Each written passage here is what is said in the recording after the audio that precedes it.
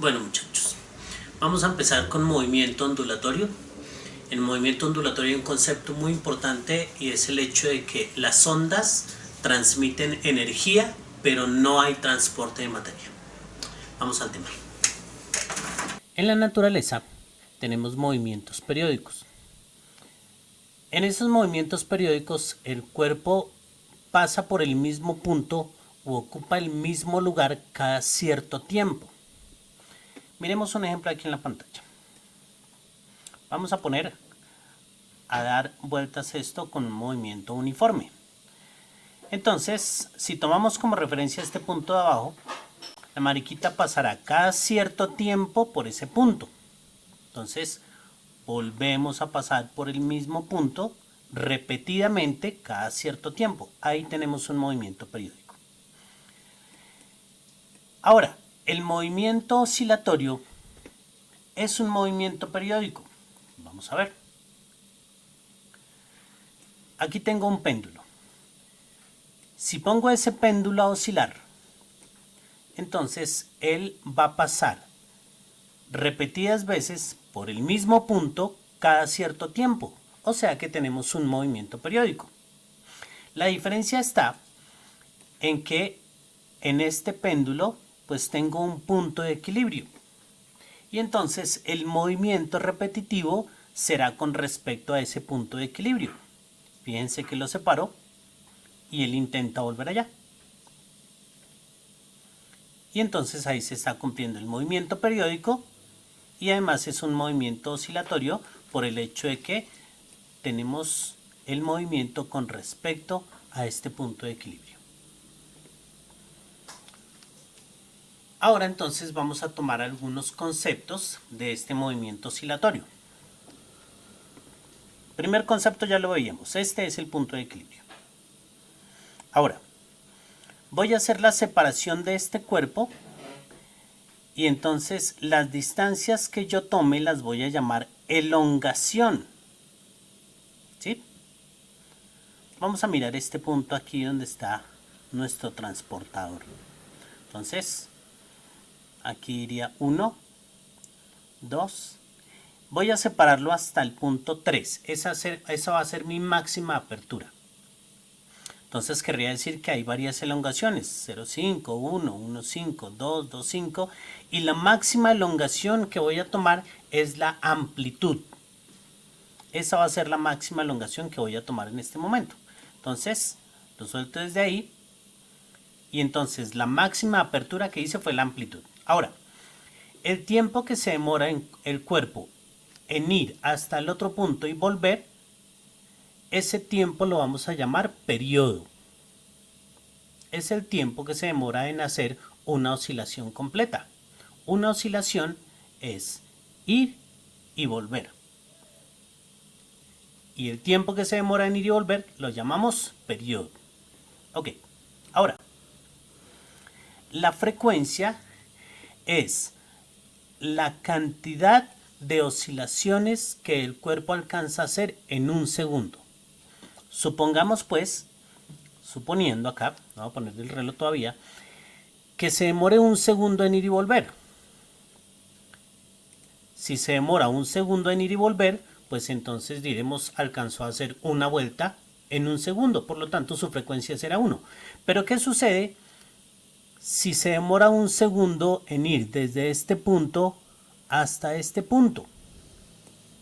Entonces ya no alcanzó a hacer una oscilación completa, sino que solamente hizo media. Eso querría decir entonces que la frecuencia ya no es 1, sino que es 0.5. La frecuencia entonces sería 0.5, porque solamente alcanzó a hacer media vuelta en un segundo.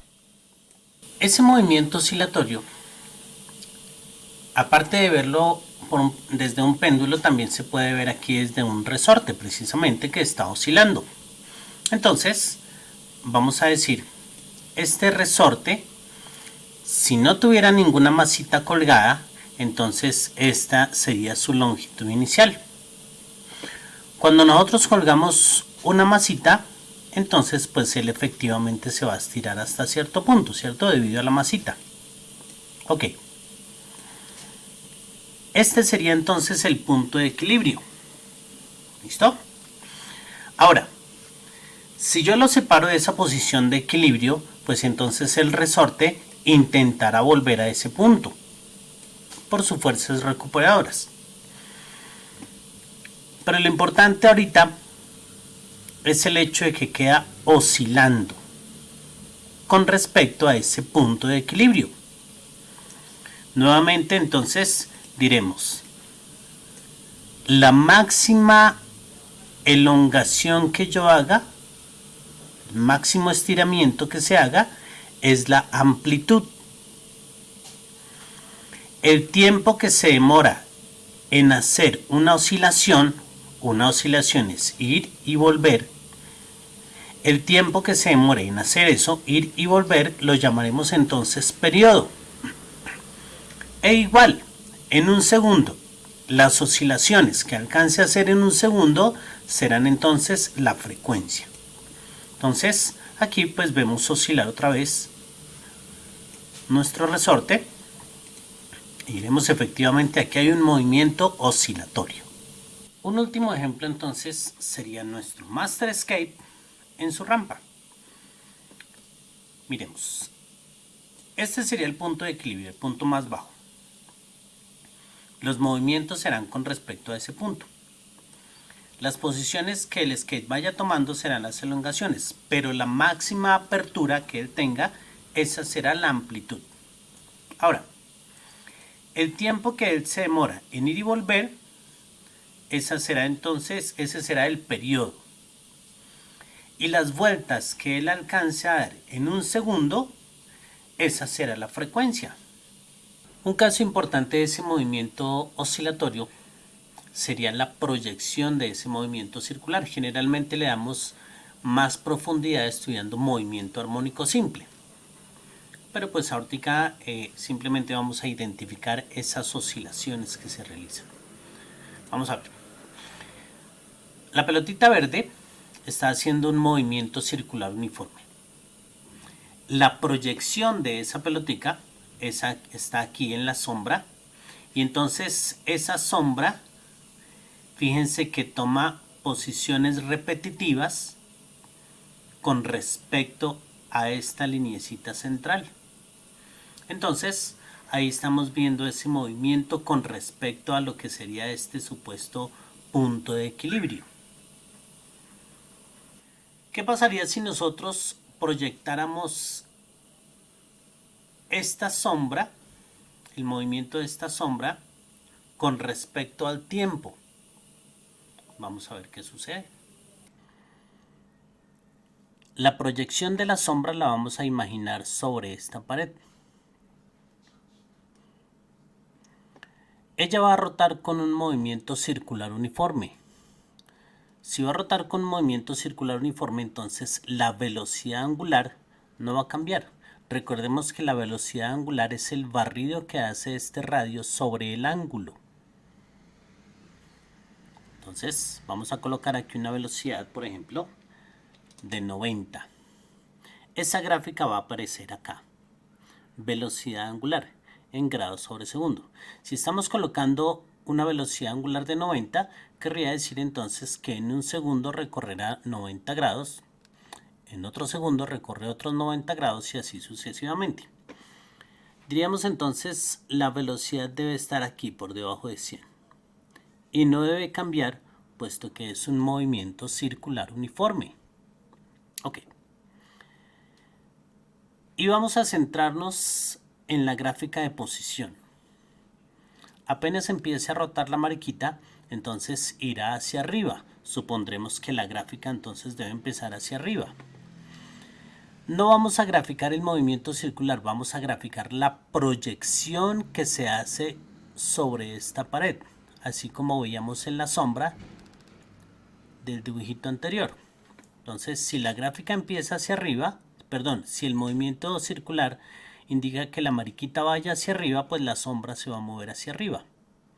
Esa gráfica la vamos a ver transcurriendo en el tiempo.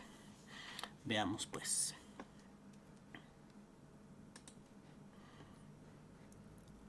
Si vemos aquí, efectivamente la gráfica empezó hacia arriba, llegó al punto más bajo, vuelve a subir, aquí llegó al inicio. Otra vez, se volvió a repetir el movimiento circular, vamos a llegar otra vez al inicio, aquí vuelve a empezar otra vez la vuelta completa, ¿cierto? La gráfica, tengámoslo acá, la gráfica de la velocidad angular no ha cambiado, la velocidad angular mantiene en 90, no ha cambiado. Ok, miremos un momentico esta gráfica de posición, está en metros. Voy a devolverme al punto inicial. Aquí empezaba a rotar la mariquita. Fíjense que cuando la mariquita llega al punto más alto, nuestra gráfica también está en el punto más alto. Ahora la mariquita empieza a bajar, llega al mismo punto donde iniciamos y sigue bajando. Este es el punto más bajo al que llegará. La gráfica, por lo tanto, tendrá el punto más bajo aquí y nuevamente empieza a subir. En este punto hemos completado una vuelta. En la gráfica diremos se ha completado un ciclo. Volvamos a repetir para nombrar otras cositas. En el punto más alto diremos hay una cresta. En el punto más bajo de la gráfica diremos hay un valle. Ahora, lo que se demora la mariquita en dar una vuelta completa, el tiempo que se demora, empezaría aquí, ¿cierto? Donde empieza el movimiento y terminaría en este punto. Ahí la mariquita ha dado una vuelta completa, ¿cierto? El tiempo que tarda en llegar desde este punto a este punto es lo que estamos llamando nosotros periodo. Ahora, aquí en la gráfica, la distancia que hay desde este punto hasta este punto lo vamos a llamar longitud de onda. Esa longitud de onda también la podría yo ver, por ejemplo, si inicio su medición aquí en la cresta. Fíjense que la mariquita está en el punto más alto, en la cresta, y si voy hasta la otra cresta, fíjense que cuando llegue yo a la siguiente cresta, la mariquita habrá dado una vuelta completa, pero con respecto a este punto más alto. Entonces, arranco desde acá, la mariquita bajó, volvió a subir y llegó al punto más alto. Es decir, la mariquita dio una vuelta completa. Aquí hubo un ciclo completo. Entonces, de cresta a cresta también tendremos una longitud de onda. Podría verla, por ejemplo, entre un valle y un valle. El punto más bajo, doy la vuelta completa y llego otra vez al punto más bajo. Y entonces tengo aquí que de este punto a este punto tengo una longitud de onda. ¿Listo? Ok. Ahora, fijándonos en esta gráfica, la forma, si este es el punto cero donde empezó a contar el tiempo, entonces tiene la forma de la función seno, ¿cierto? Al hacer la gráfica a través del tiempo, nos construyó la función seno. Querría decir entonces que en el movimiento oscilatorio, si nosotros queremos hacer la descripción de ese movimiento oscilatorio de forma matemática, entonces podríamos utilizar la función seno. Podríamos utilizar también la función coseno si nosotros, por ejemplo, empezamos el movimiento desde el punto más alto. Pero pues no es necesario utilizarlo con los dos. Vamos a hacerlo solamente con una función para no complicarnos tanto. Vamos a hacerlo con la función seno. ¿Listo? Es decir, si nosotros empezamos el movimiento desde este punto, ahí tendríamos entonces la función seno. Entonces ahí vemos el movimiento oscilatorio, sube, baja, y entonces lo estamos graficando a través del tiempo. Entonces ahí es donde decimos nos resulta una función seno o nos resulta una función coseno, dependiendo pues desde dónde empecemos. Sin embargo, pues vamos a trabajar con la función seno.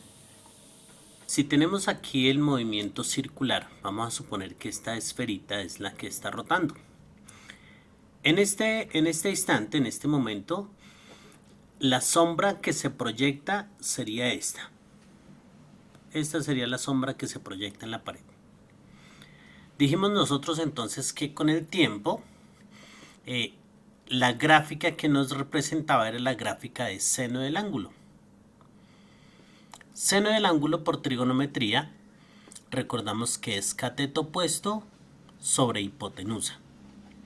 La hipotenusa, para nosotros en este caso será el radio, y el cateto opuesto corresponde a la altura de la sombra con respecto al punto de equilibrio. Ok, entonces en este triángulo vamos a trabajar. En este triángulo que estoy nombrando. Ok.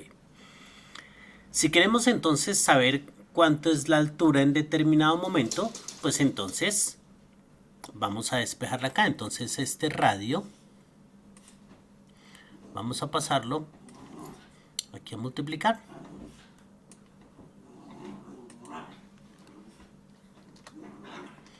Entonces decimos ese cateto opuesto sería la altura, ¿cierto?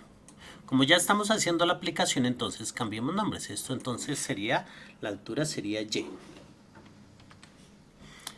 El radio correspondería entonces a la amplitud.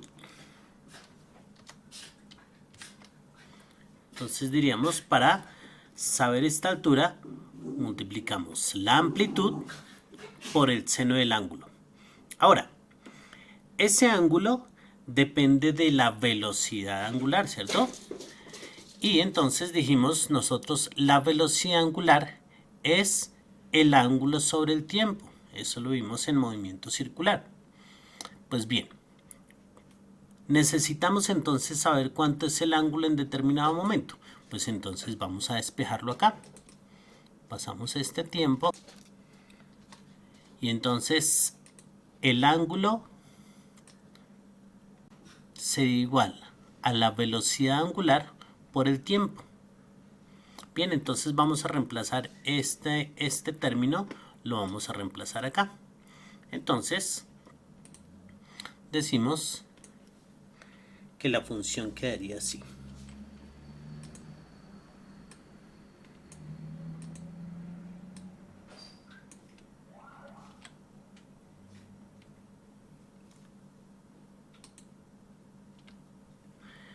Diríamos entonces, finalmente, la función sería y igual a la amplitud por seno del ángulo. El ángulo en este momento sería W, la velocidad angular, por el tiempo.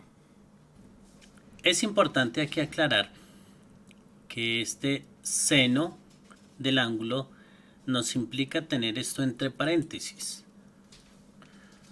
para que no nos suceda el error de pronto que saquemos solamente seno de velocidad angular y después lo multipliquemos por el tiempo. Entonces aquí debe estar el paréntesis.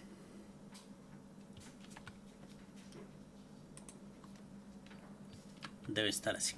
Ok. Ahora, otra cosa importante por decir. Corramos esta esferita para abajo un poquitico. Digamos pues que el movimiento inicialmente empezó desde este punto. Cuando empezó este movimiento, entonces obtuvimos la función seno. Pero supongamos que ahora no la vamos a empezar desde acá, sino que se nos ocurrió empezarla acá, o se nos ocurrió empezarla aquí, donde está. Desde ahí vamos a iniciar. Entonces, fíjense que la partícula estaría corrida un ángulo. Ese ángulo lo vamos a llamar ángulo de desfase. Ese ángulo de desfase lo colocamos simplemente acá. Vamos a colocar aquí más y coloquemos algún símbolo de ángulo, coloquémosle alfa. Entonces, este alfa sería el ángulo de desfase, esta distancia que está corrida. Ahora hagamos el repaso, apoyándonos en audiovisuales que han hecho pues personas especializadas en animaciones. Ahora que tengo algo más de perspectiva, me doy cuenta de que entender bien lo que es una onda en el instituto no es tan sencillo. Al fin y al cabo te sueltan esta fórmula sin mayor explicación y solo te cuentan cómo tienes que utilizar cada letra para aprobar el examen. Desde los headquarters de Quantum Fracture no queremos que resuelvas ningún problema a ciegas, así que vamos a diseccionar esta fórmula y contaros intuitivamente qué significa cada término. Así podrás ir a cualquier examen sin dudas y seguro de lo que estás haciendo. Vamos a hacerlo de esta manera. Empezaremos con la parte de la fórmula más básica, y progresivamente iremos añadiendo términos hasta llegar a la expresión completa de la onda. ¿Listos para comenzar por el seno? Imagina que tienes una bolita atrapada en un circuito circular. No puede salir de aquí. Pregunta: ¿cuál es la altura de la bolita respecto a la mitad del círculo? Bueno, sabemos que la bolita, al estar confinada en este circuito, siempre va a estar a una cierta distancia del centro, su radio. Luego tenemos un triángulo sobre el que aplicar todo lo que sabemos sobre ángulos. Para los novatos, en todos los triángulos que son semejantes hay unas proporciones que se mantienen. Una de ellas es la relación entre la altura del triángulo y su hipotenusa, en este caso, el radio del círculo. Esta proporción, esta división entre estos lados del triángulo, se llama seno. El seno depende de la forma que tenga el triángulo. Si el triángulo está muy aplastado, su altura será muy pequeña, por lo que el seno también lo será. Si el triángulo está muy estirado, su altura será más considerable, por lo que el seno será mayor. Si os dais cuenta, estamos visualizando cómo la bolita asciende por el circuito. De hecho, llegará el momento en el que pase por el lugar más alto del circuito y tenga que bajar, disminuyendo el valor del seno. Este valor seguirá bajando hasta llegar al extremo opuesto, donde el seno tendrá su valor mínimo, mientras la bolita se prepara para ascender, volviendo finalmente a su lugar original. Como veis, la altura de la bolita está totalmente relacionada con el seno. Ahora, ¿de qué depende el valor del seno? Como hemos visto, de la forma del triángulo. ¿Y de qué depende la forma del triángulo? De los ángulos que lo forman. En nuestro caso, el más práctico es este ángulo. En definitiva, quien decide cuánto vale el seno es el ángulo que está aquí metido. De hecho, tiene un nombre especial, lo solemos llamar la fase. Así que, despejando, podemos decir que la altura de la bolita es igual al radio del círculo por el seno del ángulo que forma con la horizontal. Pregunta resuelta. Pero oye, si tengo un caso concreto de una bolita colocada en un cierto ángulo, ¿cómo puedo saber el valor del seno para calcular su altura? Para eso los matemáticos se han dedicado a construir métodos y rellenar tablas con todos estos valores para que puedas consultarlos. Tu calculadora te lo dirá en un segundo. Pasemos al siguiente nivel. Añadamos el tiempo.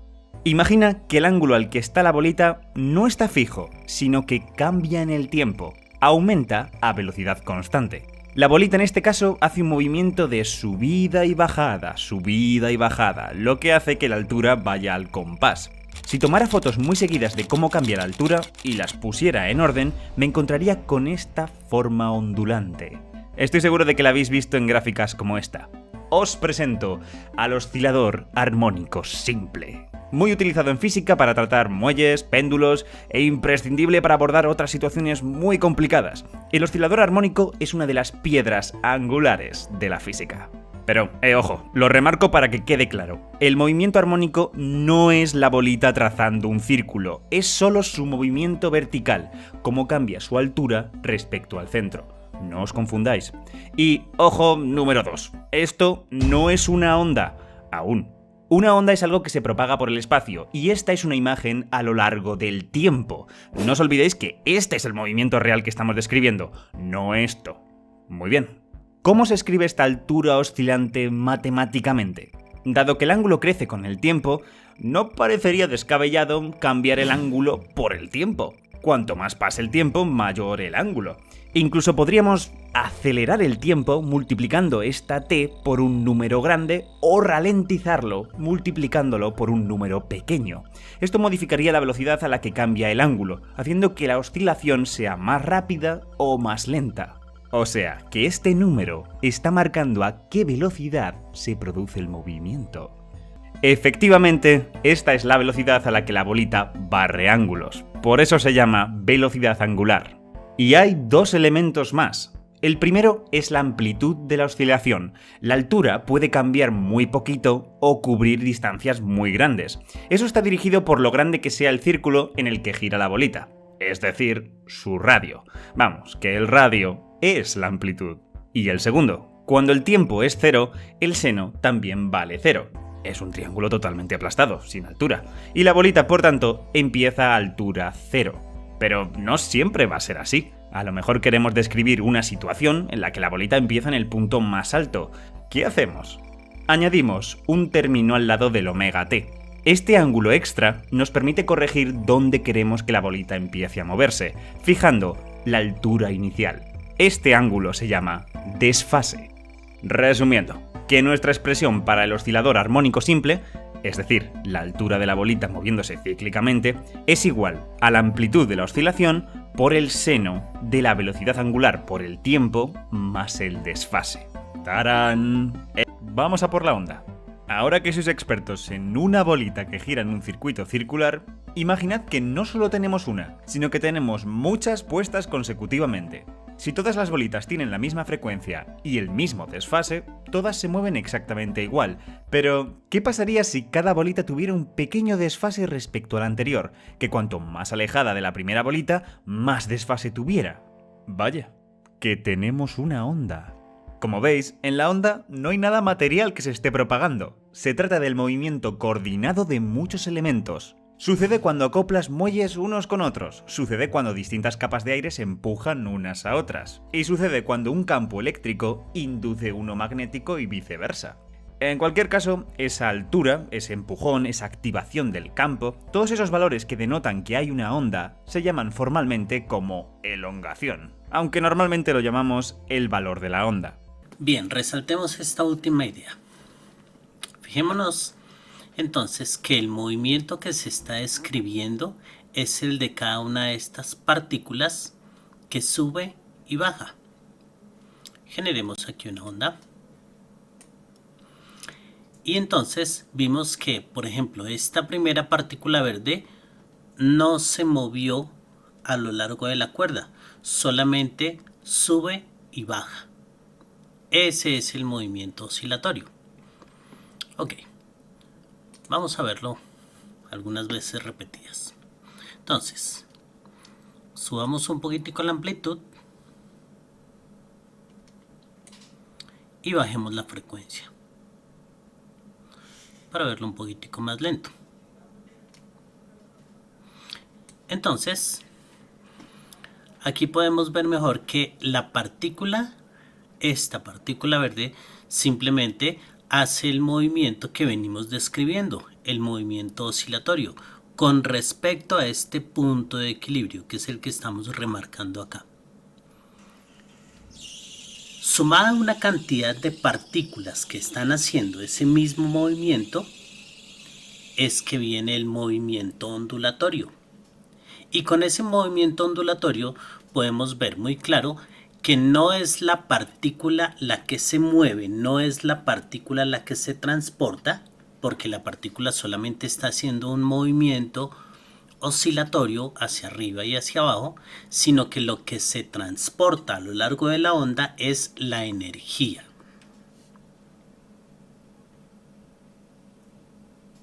Ondas. En todos los tiempos hay algunos experimentos que solo son apenas posibles. Son experimentos según el estado del conocimiento. Son prueba de la pericia e ingenuidad de los físicos experimentales más agudos. Un ejemplo de nuestro tiempo sería el intento de detectar las ondas de gravedad que nos llegan de estrellas. A finales del siglo XVIII, un experimento según el estado del conocimiento fue el medir la velocidad del sonido.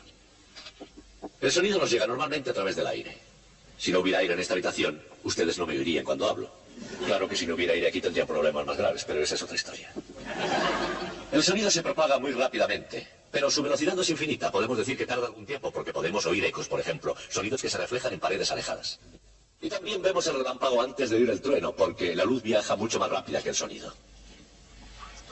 Hace 300 años, Isaac Newton fue una de las personas que intentó medir la velocidad del sonido. Su medida no crean que fue la mejor de su época. La física experimental es un arte especial, y este no era el punto fuerte de Newton. Pero como él era muy inteligente, resulta interesante ver cómo intentó efectuar esta medición. En el Trinity College, lugar donde vivía y trabajaba, había un largo pasillo donde se producía eco. Y él trató de medir el tiempo que tardaba el sonido en ir y volver por el pasillo. Como instrumento para medir el tiempo utilizó un péndulo simple. Como recordarán, el tiempo que tarda un péndulo en efectuar una oscilación completa depende de su longitud. Él se las arregló para emitir un sonido agudo en el preciso momento en que soltaba el péndulo. Si el péndulo volvía antes que el sonido, es que era demasiado rápido y había que alargarlo. Si el sonido regresaba primero, la oscilación del péndulo era muy lenta y había que acortarlo. Y de esta manera Newton se fue acercando más y más a la cantidad exacta de tiempo que tardaba el sonido en ir y volver por el pasillo, midiendo de esta manera la velocidad del sonido. Hoy me gustaría darles una idea general de lo que es el sonido. El sonido es una onda, una perturbación que se propaga a una velocidad definida, como las ondas de esta máquina. Y una buena manera de comenzar nuestra charla sobre ondas es con estos dos osciladores armónicos que están acoplados entre sí.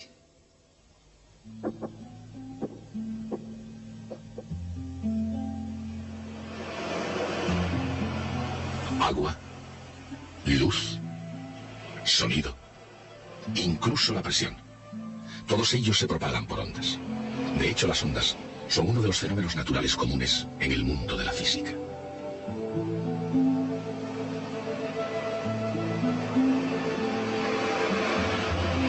Y la naturaleza no es la única que puede formar ondas.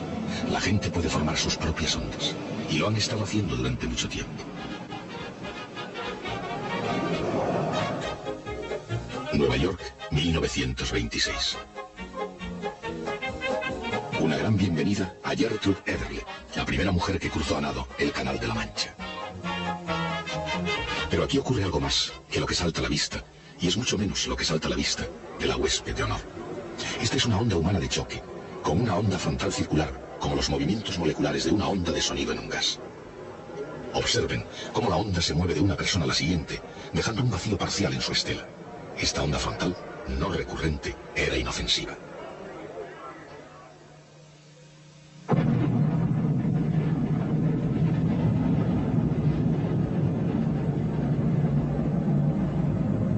Annie Whitlock, 1952. La prueba de la primera bomba de hidrógeno. Todo el mundo siente el calor de la primera onda de choque nuclear durante la Guerra Fría. Pero el fenómeno de emitir ondas es muy anterior a 1952, incluso anterior a 1926. Nos lleva al principio de los tiempos y al del universo mismo. La gran explosión. Y desde el mismo principio de todo, una perturbación en un lugar, sea natural o no, inevitablemente causa una reacción en otro lugar. Y así continúa.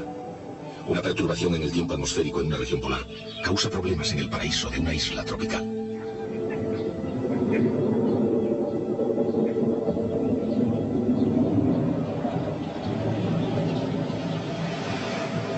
La cadena de acontecimientos terrestres y fenómenos unidos por lazos, infinitamente complejos, pueden observarse mejor a distancia.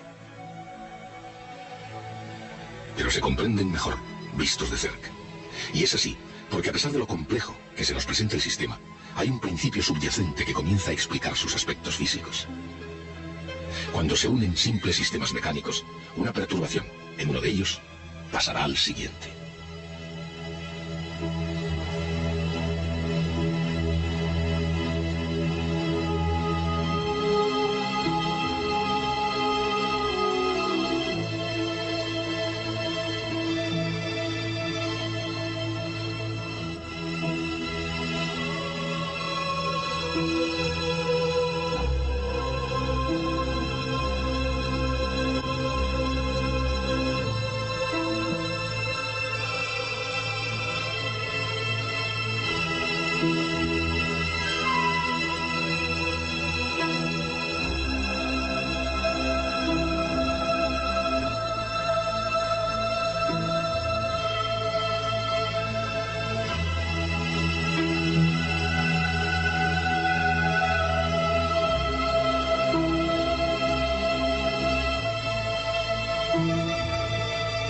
se perturba cualquier sistema mecánico estable, la respuesta de la naturaleza es el movimiento armónico simple.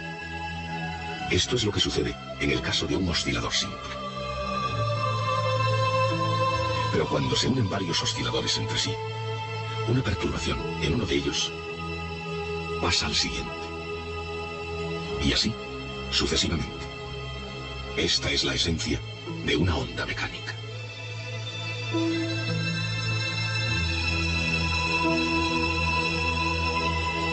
A veces, los osciladores mecánicos individuales son fáciles de percibir. En otros casos, la onda misma se puede ver con más facilidad que los osciladores individuales. Tal vez resulte más sorprendente el hecho de que las ondas se propagan no solo a lo largo de la superficie del agua, sino, incluso, a través del interior de un sólido cristalino. La velocidad de una perturbación depende del medio que atraviesa y de la conexión entre una partícula de materia y la siguiente. Si la unión es débil, la perturbación pasa lentamente. Si es fuerte, la perturbación viaja rápidamente. Pero con independencia de la velocidad, o el medio, el agua, el aire o incluso un sólido, todas las ondas que se propagan a través de cualquier medio se llaman ondas mecánicas. Las ondas mecánicas o impulsos pasan a través del cristal, de un átomo a otro, porque cada átomo está ligado a una posición de equilibrio por fuerzas eléctricas. Cuando se los perturba, actúan mecánicamente de la misma forma que las masas unidas por muelles. Cuando un impulso se mueve a través de un sistema, cada oscilador simple no se desplaza muy lejos, pero la perturbación se propaga todo a lo largo.